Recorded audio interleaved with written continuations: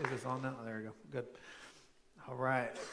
So forgive me. I've never really given a talk, so I'm going to use my paper here, and I'm probably going to be flipping it back and forth, but that's all right. So if you're anything like what I would be like if I was sitting in the crowd, I'd be like, who is this, and why is he talking to me? Kevin gave me a little bit of background, but yeah, I pretty much said the same thing when Pastor Kevin talked to me. I was like, I don't even know what to talk about. I have nothing to give. But here I am. So I'll give you the short story first, and then that way, if you don't want to hear the long story, you can get up and leave, and then tell Pastor Kevin you were here. So I am Mason Bailey, and I'm from Fairmont. I'm a East Fairmont High School graduate of the class of 2009. I left in 2009, went to the Naval Academy, and I wrestled there. Graduated in 2013, and I served as selected pilot, so that led me around the world. I married my high school sweetheart, Natalie. Became a pilot, I already said that. Had my daughter, Mara, in 2016. Got baptized shortly after that. Did 2 deployments to Japan and Italy, and then struggled with our marriage after that second deployment, with everything that deployment does to people like me. We rebuilt our marriage back when we moved to Annapolis, and we're stronger than ever now. Fought the government COVID vaccine mandate and won. Had our son Graham in December, and then moved back to West Virginia in August, just like Pastor said. And I'll be getting out of the Navy in April as a lieutenant commander. So that's the story. So if you want to get up and go, you can do that. There are a lot of nuances in that whole story that I'd like to talk about. So if you do want to listen, here we go. So when I was talking to Pastor Kevin about what I was supposed to talk about, because I am a control freak and I kind of wanted to know exactly what you guys wanted to hear. And he just kept saying, tell your story. And I was like, what does that even mean? And he just kept saying, tell your story. And this is the first time I've done a talk, so I was very nervous, as you can probably tell, but that's okay. But he did tell me that the whole premise was David's mighty men of valor. So I'm going to break down my life as I saw it and then give you some lessons along the way. And that it doesn't matter where you are on your faith walk, that as long as you're on it, that's what matters. So I was born into a military family in Hawaii when both parents were serving in the Navy as the third Richard. So my dad is a Richard, my grandpa's a Richard. We all have different middle names, but we're all Richards down the line.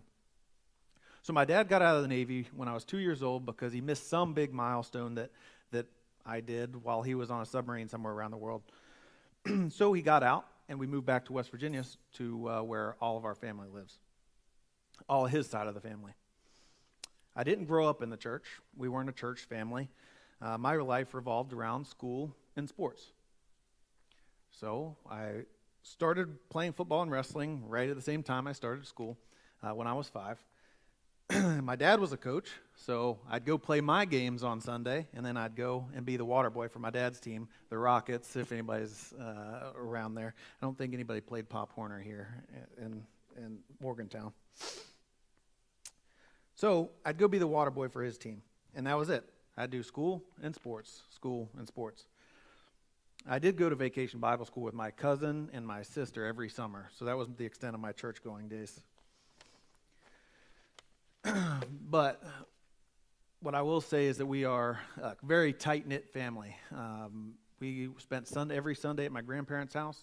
Now there's 26 of us that spend Sunday dinners at her house. You know, I've been gone for 10 years, so it's been nice to get back in the fold. But you know, I'm the oldest of 10 cousins, so I've had a lot of cousins go places. My sister's currently in Texas, so people are in and out. But there's 26 of us that'll get together if everybody's here.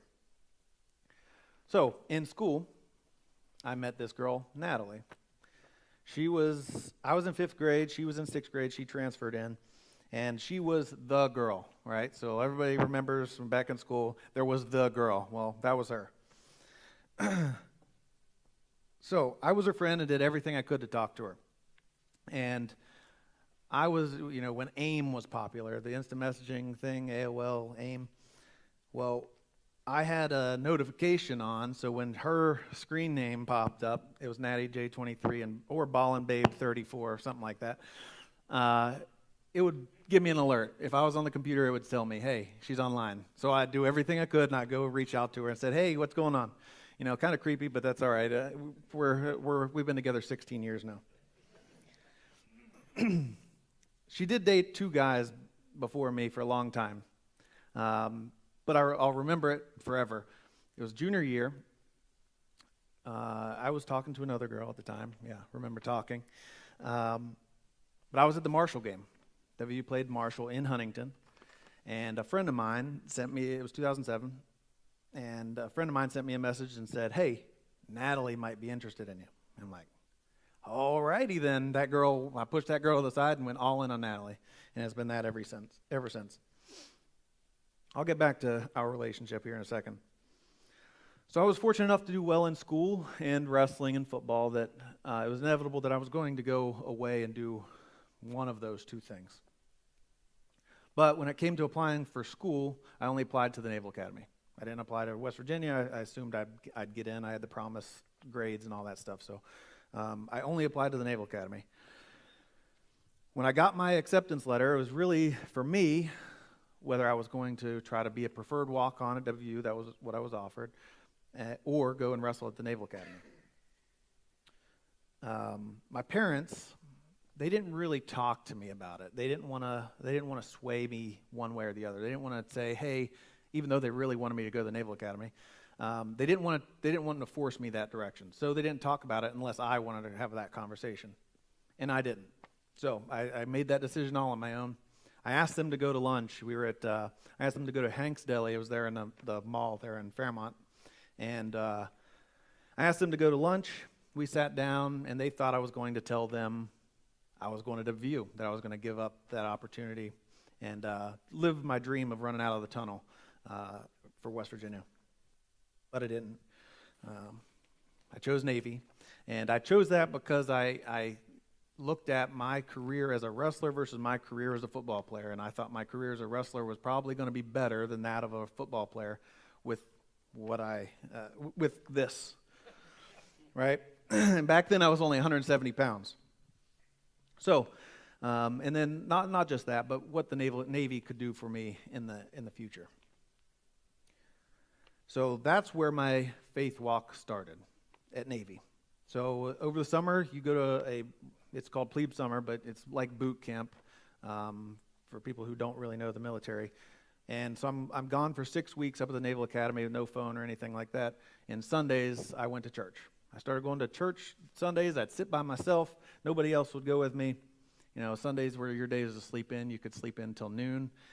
Every other day, you're up at 5:30. So I decided I would go to church, partially because they offered donuts, but that's all right. So I went to church. That's where it started. And I continued that the whole summer, and then into the school year. Classes started, and it's like a bigger high school. And we have periods and stuff like that. Everybody eats lunch together, dinner together, stuff like that. So I stopped going to church because I wanted to sleep in on Sundays. Wrestling was kicking my butt. I wanted to sleep in on Sundays. So that's where my church going days back at school ended. So with wrestling, I started for 3 years. I was an okay wrestler. I made it to the round of 16. So at the national tournament, the round of 16, my senior year. That wasn't my goal. My goal was to be an All-American, so I fell a little bit short. But at the end of the day, I was there to serve. And at the time, I wanted to be a pilot, and I ended up being selected for pilot, and here we are. So Natalie and I made it through the academy. They call us the 2%ers. Just means there's about 2% of people that come in to the Naval Academy with a girlfriend finish up with that same girlfriend. So we made it through that academy experience, and I am very thankful for that, because had we not, I'm not sure that we'd still be together after everything that we've been through. So we got married 2 weeks after graduating and moved to Pensacola there a couple of months later. So down in flight school in Pensacola, you have to pass every test above an 80%. All right, so there's 6 tests. You had to pass each of them with 80% or better. They're multiple choice. They try to trick you and all kinds of stuff. So I passed the first one. I didn't study. I had terrible study habits. I was blessed that I didn't have to study a whole lot my entire career. I was an IT major in college, so it wasn't really studying. It was just I had to figure out how to type and code. So I didn't have to study. So I passed the first one pretty easy. The second test, I got a 78. So I failed. The third test, I had to retake it, and I did fine. Third test, I got another 78. So that now I'd failed 2, and now you have to sit in front of a board. So for people that don't know the military structure there, so a board, there's going to be 3 people sitting in front of me at a table, and they're going to decide my fate, whether I continue being in the Navy, because at the time they weren't accepting redesignations. So whether I was going to continue being a Navy pilot, or if I was going to be separated right then and there. That academy experience, gone. So I'll spare you all the details, but we were told, me and another guy, we were sitting, it was more than that, but this one guy in particular, we're sitting next to each other, and they told us, hey, this is just a formality. You know, they really only care when you have 3 failures. Just go in, be respectful, tell them you'll do better, and you'll be fine. So the guy that was sitting next to me, his last name began with an A, so he was before me, starting with a B. So he goes in and comes out ghost-faced. I looked at him because we had a minute before they set up for me, and I said, hey man, how'd that go? And he said, I'm separated. His dad is a colonel in the Army who flies Hueys. And they separated him. Why would they want to keep me? So I found out, I went in and did my thing, and I found out that after talking to him, I found out the one only difference between the two of us is one question. And the question was, what's your plan moving forward should you be retained? He answered to pass every test. Mine was to get 100 on every test. And that was the only difference. I was retained on the condition that I got a 95, so they gave me a little bit of leeway, on all tests moving forward with no failures. They told me at that time that I had a 4% chance of passing primary, because I had to make up the one test, pass 3 more with that 95. Pass all the tests in primary, which was all, the systems and engines and all the things that we had to learn about the airplane, and pass all the flights. I had a 4% chance of passing that, and a 2% chance of making it further in winging. And like me being hard-headed, I'm like, okay, watch. And I can proudly say that I didn't fail a single thing after that, and I achieved every qualification I possibly could have as a P-8 pilot. Air refueling, mission commander, instructor pilot, I did it all. So the joke's on them. So after that, we moved to Corpus Christi. We were only there 6 months, finished my stuff there, got winged, then moved to Jacksonville. We lived in an apartment for a little bit just because we didn't know where we wanted to live, and we thought we might make that our forever place. We're close with our family, but Jacksonville was awesome. We had different parts, so we liked it. So we were trying to figure out where we wanted to live, but then Natalie got pregnant, and don't know how, and we bought our house there in Jacksonville. I promised I'm getting to the lessons. I just wanted to give you a little background on me and who I am. So our daughter was born in August of 2016, and then I deployed 8 months after. I missed crawling, walking, sleep training, bottle weaning, all the things that most dads get to be a part of. She crawled 2 days after I left. It was wild. We also lost our dog on that first deployment a month in. So I didn't get that homecoming with the dog, that you guys all see online. So I didn't get that. We were 12, it was 12 to 13 hours, depending on where I was in Japan and Philippines. Those were the two places I went. And that was hard. 12 to 13 hour time difference. I missed my family, first time being away from my kid, from my wife. It's hard. But we survived, and Natalie had begun her walk with God while I was gone with my sister. My sister was living with us at the time. I didn't put that in here, but so once I got home from that deployment, Natalie had bugged me enough to go to church. So I started going, and then a couple weeks went by, and they had a guys' night, very similar to this, but the speaker was Willie Robertson. Yeah, Duck Dynasty Willie. Sorry you have to listen to me. I promise I'll try to make my beard a little bit better. So I'm not someone who will just do something just because somebody says it. So when Natalie told me she wanted to get baptized, I said, go ahead. I'll do it when I'm ready. After each service, there were prayers. So you could come up and, just like this, you can come up and pray and be prayed over. And Natalie would go up sometimes, and I'd sit in my seat. I didn't need to do that. So I thought.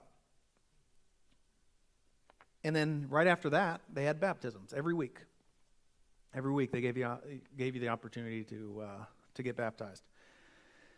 So after a few months of going religiously, the pun was intended, Pastor Stovall was giving a sermon one day, and I can't recall exactly what he was talking about or what the sermon was. I just remember the way I felt.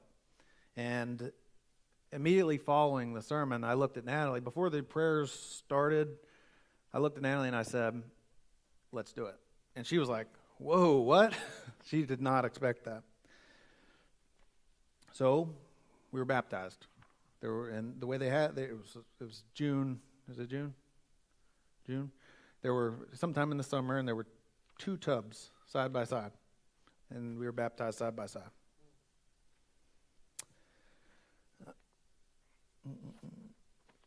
So baptism for me, a lot of people say that they feel different, and that was definitely the case for me. Listen, I was talking to Pastor Kevin about it a little bit on the phone the other night. I don't remember what the sermon was. I just remember how I felt. I mean, I got the chills now just thinking about it. That it's not anything that I can really describe. The chills through the sermon, the really anxious giddiness in the belly. I'm a sweater, so I'm sweating. That kind of stuff. I said freeing almost is what I wrote here. It's just such a weird feeling. So why did I decide to actually go through with it? Still, I don't think that there's an exact reason. I think that was a feeling. I felt that it was right, and that's what I did. So shortly after that, I went on my second deployment. So at this time, this was October of 2017 or 2018, October 2018, right after Mara's second birthday. At the time, so I was more senior, so I had a lot more responsibility. I was able to take care of a bunch of stuff. Things that I felt were wrong, I stuck up for that situation. I stood up to what I thought was wrong. I dealt with a lot of the internal squadron happenings, so it was a little bit different. But I got to see some awesome places. I got to go to Africa, which I never thought I'd go to. I got to see Scotland. I saw 13 different countries or something. It was unbelievable. But the 5 to 7 hour time difference this time versus the 12 to 13 hour was a little bit harder than that 12 to 13 hour, just because, when you're in Japan and somebody's here, you're either waking up when they're going to bed or you're going to bed when they're waking up. So they're always generally around the same time you can talk to them. That 5 to 7 hours is hard because when you're waking up, when they're waking up, you're middle of your day. When you're going to bed, they're their middle of the day, and the conversations go from her and I to me and Mara, and then her and I didn't get to have those conversations. So I started slowly drifting away from her. So I thought.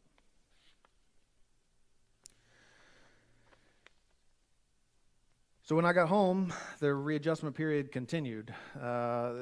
the marriage continued to go to crumble, but nobody knew it. Nobody would have guessed it. We saw marriage counselors. That didn't work, mainly because of me. I didn't like that. She and I got help individually from the same marriage counselors, just individually. That didn't work. We moved out of Jacksonville in 2019 when we were supposed to move up here up to Annapolis and do my Twilight tour. And I wasn't even sure that I wanted her to come. We went house hunting over and over, probably 3 or 4 weekends, and I already knew that I wasn't going to buy a house because I didn't know how our relationship looked. I didn't want to commit myself there. Think about that. At the time, I'd been with this person for 12 years, married for 6. And we were supposed to have an exciting time coming to Annapolis. She lived up there my senior year. We were supposed to be the Twilight tour. And I wasn't even sure I wanted her to go with me. So we ended up renting a place because I didn't want to buy. And we lived like roommates for a little while. And we did nothing marriage. We didn't do anything together. We just co-parented Mara. In October, it was almost, a couple months, we were kind of at our last straw. So after a lot of tears and fights and anger, we decided one more shot. Fake it until you make it type deal. Like we can, if we act like we're in love, we'll be in love. Then COVID hit, and we were stuck in the house together, and that didn't work. We decided we were going to go our separate ways. She went to West Virginia. She came here because her mom lived here. And she tried, her and her mom, I don't know what they talked about, me probably. And she came back and told me that she wasn't ready to give up. Her mom told her something along the lines of Mason will figure himself out. He'll come back to normal. So I started seeking help that I found this time, not the one that she found. So I found a guy named Dennis. He's an online health coach or online life coach for men. So shout out Man Up Life Coaching. And I had a free intro session, and I'm still with him today, by the way. I talk to him weekly. After my free intro session, he told me that he wasn't going to tell me what to do. Unlike everybody else in my life that was telling me, just stick it out. He told me that he wasn't going to tell me what to do. If he felt my marriage could be fixed, he'd help me fix it. If he felt that it wasn't going to be fixed, he'd help me navigate that path too. Well, he felt like it could be fixed, and it was fixed. I'll get to that in a second. Big takeaways for anybody having marriage issues. I know I'm only now 10 years in, but she can't be the source of my unhappiness. So I'll say that again. She can't be my source of unhappiness. All the same as she can't be my source of happiness. That all comes from within. Read Men Are From Mars, Women Are From Venus. It's a good book if you're having some marriage issues. It'll give you a different perspective on how women think. And women, tell your women to read it too, because it'll give them an idea of what men can think or how men think. Self-validation is key. I'll get to that in a little bit. And love isn't a feeling, it's a choice. So choose to love your person.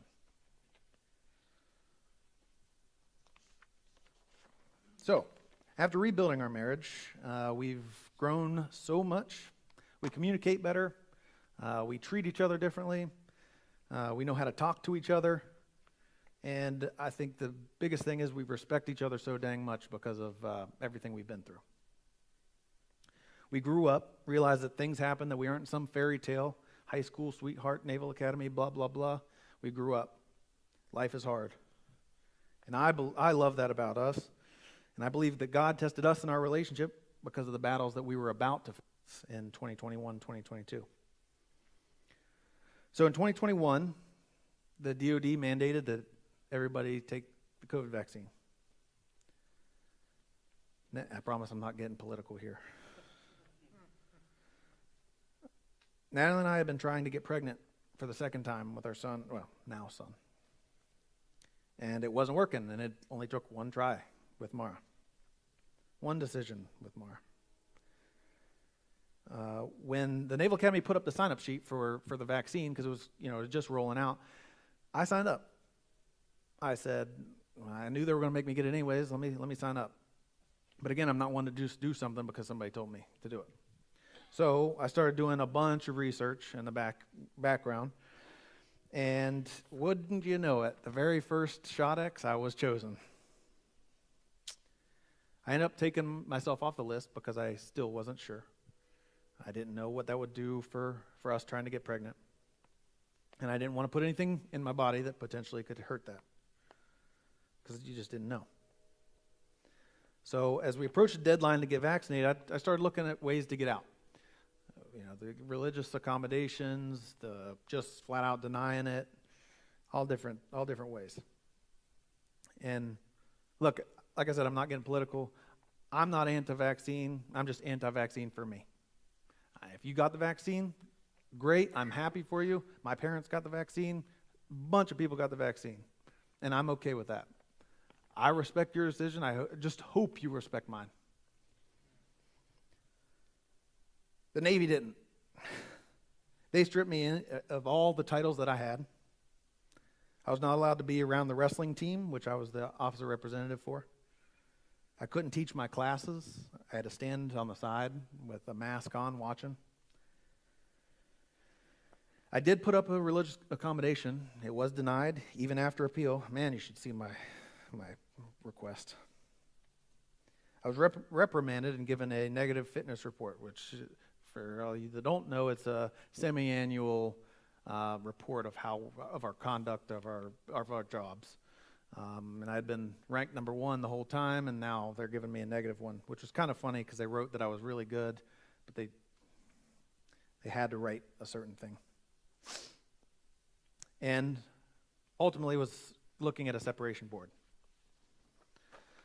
So at the time, that was a little under a year, a little over a year from when I was supposed to be getting out of the Navy. And, think about the stress there. You think you're going to have a paycheck till X date, and now it's pushed forward a year. And I got to move out of Annapolis. I can't afford my house. I got a family, trying to get pregnant with another kid. And I had to show cause for retention in the Naval Service. So I had to write a letter to the Secretary of the Navy and tell him why I belonged in the Navy, that he should not kick me out. And I did. I just couldn't believe that I had to tell them why I should be allowed to stay in the Navy. I'd done everything right. I was always the one people could count on. I did my job the way it was supposed to be. I did my job above and beyond what I had to, while my peers were just kicking their feet up, collecting the paycheck. But I was facing separation. Still crazy. But while all that was going on, I still supported the team, the wrestling team. And I still went to classes. I was be the only person in the gym wearing a mask. I didn't want to give them any more ammunition to get rid of me. I was trying to do the right thing. So during that time, I was introduced to a bunch of people, military and government, who were in the same boat, fighting the vaccine or trying to not get it. And I got in touch with this random person who started asking me some kind of personal questions. I recognized the name, and I finally said, "Hey, did you teach naval law back in 2012 when I was at the Naval Academy?" And he said, "Yes." he's a JAG, he's a Navy lawyer, and he said, yes, your name looked familiar, so that's why I reached out. He did teach me, he taught me naval law when I was at the academy. So anyways, after a couple weeks, maybe a month, he was helping me with some of the legal stuff, writing all my accommodations and stuff like that, and appeals. He was stationed in Hawaii, and he was out hiking with his kids one day. And, I was in my office, and I was having a tough day that day. I was at the point where I said, man, maybe I should just get the dang shot. It's been however long. And so I was texting him, and I told him that. And he called me, and he said, hey, man, I'm on a hike with my kids, but would you mind if I pray over you? And chills again. And I was like, again, remember earlier I said I didn't come up and do the individual prayer thing. That wasn't really my jam. But, I was alone in my office. I was having a bad day, and I said, sure. My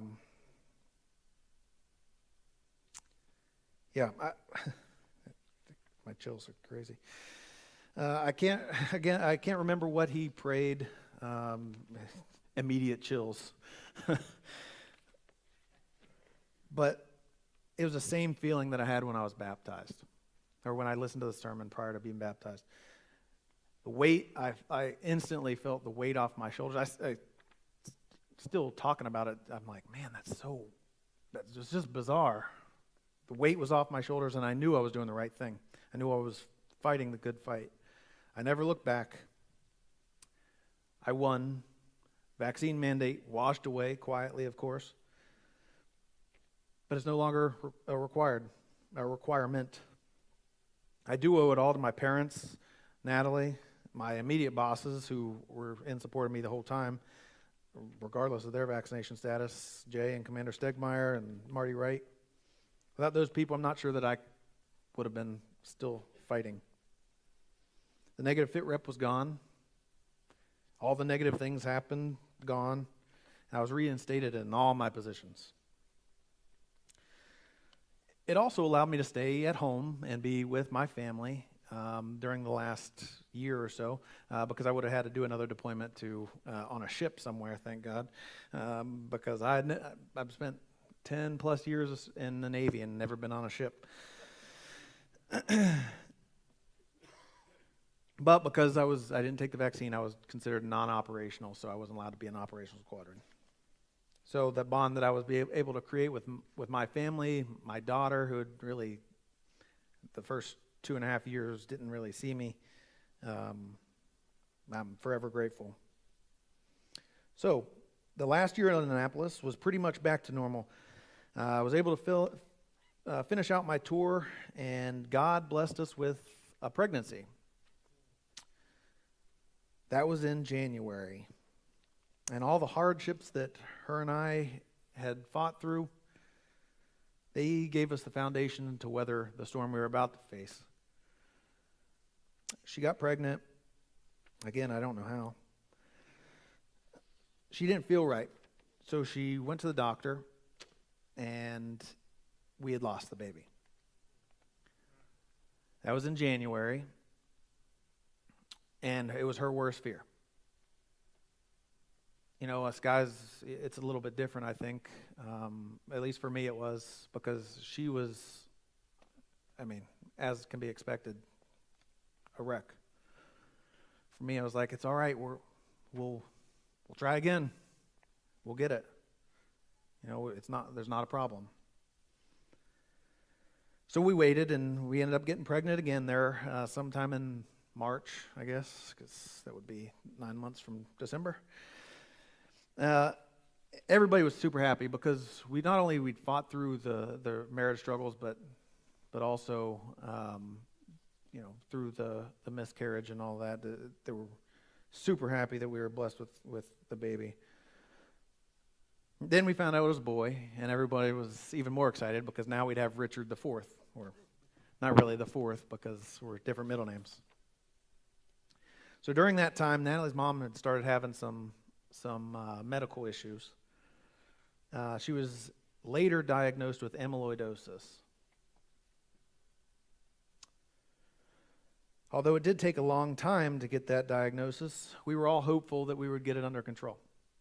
Us, her mom, some of the doctors. She just wanted to meet her grandson.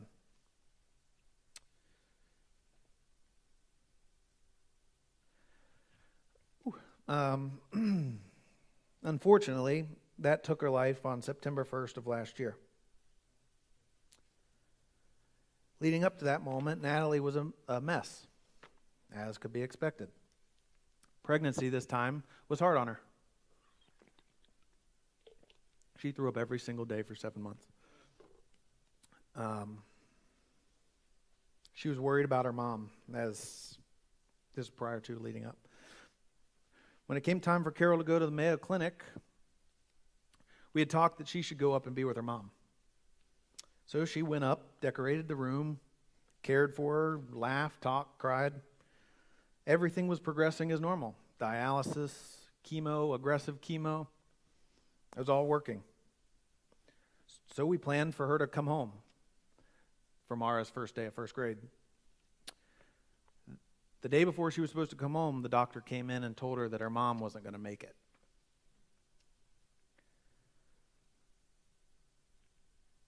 That the amyloids had done too much damage to her mom's internal organs. The chemo was working, everything was working great, but the damage had already been done. That phone call from Natalie is burned into my memory. I'm not going to go into a ton more detail on that, but my wife's a warrior. She's the strongest woman I know, and I'm so proud of her. So I'm going to bring it back here and tell you what my goal has been from the time I left Fairmont. I've always wanted to come. I was talking to Pastor Kevin about this right before. My goal has always been to come back and give back to the community. I didn't really know what that meant at the time. I still don't. But I knew that it was my goal. So here I am, back in West Virginia for a couple of months. And I've been looking for my first real job. So I started working for my dad. He's a State Farm agent there in Fairmont. And so it's been an interesting time for our family. And I'll soon start coaching wrestling to give back to the East Fairmont community that made me who I am. I'm almost finished. God's played such a crazy role in my life. I didn't really know him as a kid, but I believed. But being baptized and prayed over, to our family going through the tragedies of miscarriage, a broken marriage for a minute, and loss of a parent, to bringing us home, bless you,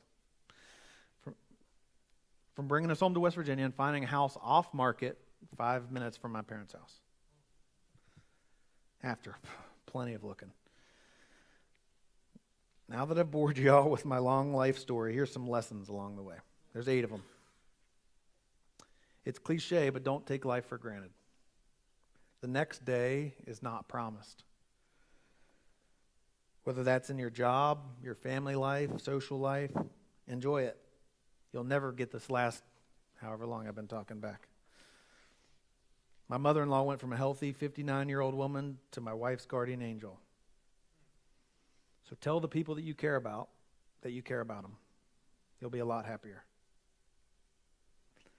Love isn't a feeling, it's a choice. I said that a little bit earlier. Choose to love your partner. It's not always going to be 50-50. It's not even going to be 60-40 or any of those numbers. Some days you may wake up and you only give 10, but your partner's got to bring 90 and vice versa. So just choose that person. As New Edition sings, can you stand the rain? Number 3, self-validation's key. I also said that earlier. So you have to love yourself you have to love and be comfortable in yourself and with yourself above anything else. That doesn't mean you can be stubborn all the time. It means you can be confident and know the things that make you special. And verbally tell yourself those things until it becomes second nature. Number 4, your plan is not his plan. It's a difficult one to grasp for all of us, I think, at least me. We all do things and plan things so that they're exactly like we want them. But back when I said we had that miscarriage in January, our baby would have been due in September. And if you remember, Natalie's mom passed September 1st. So I'm convinced that God stepped in so that Natalie could be with her mom in those waning days. Let go and let God. Number 5, don't be afraid to stand up for what you believe in. There's been a lot of instances in my life if I'd have just let them push me over, it'd be a lot different where I am today. But I will say, if you disagree, be respectful. If you disagree, voice it. And treat this whole situation with respect, which leads me into my next point. Love thy neighbor. Race, religion, social class, doesn't matter. Just be nice. Too many issues in the world just because people want to be mean to somebody else and hate on them.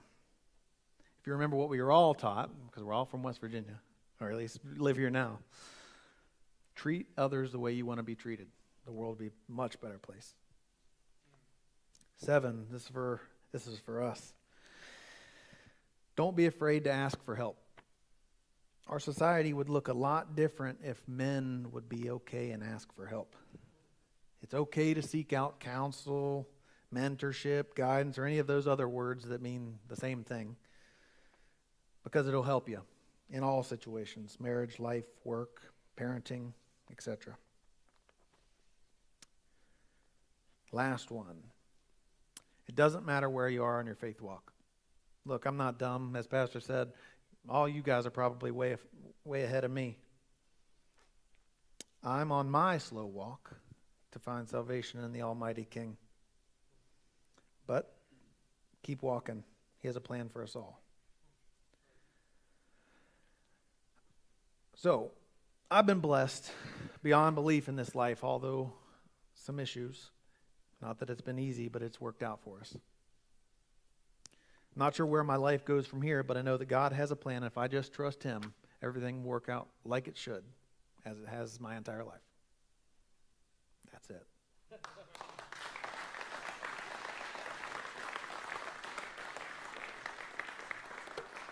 It was a little bit longer than I wanted, but hey,